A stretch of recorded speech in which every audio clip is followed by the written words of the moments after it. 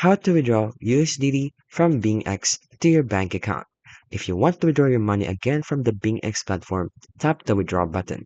A verification pop-up will show which can help you verify your account for better security. And you can bind a Google Authenticator or set up your phone number verifications. After you've done that, you are now ready to withdraw some funds. So here's a step-by-step guide on how you can do it from USDT to your bank account.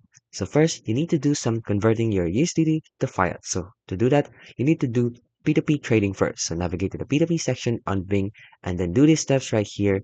And then you want to do some fiat conversion. And then after that, go to withdraw fiat to your bank account.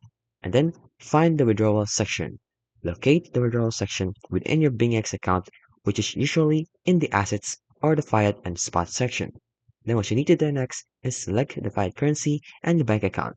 So choose the fiat currency you want to withdraw and select your linked bank account.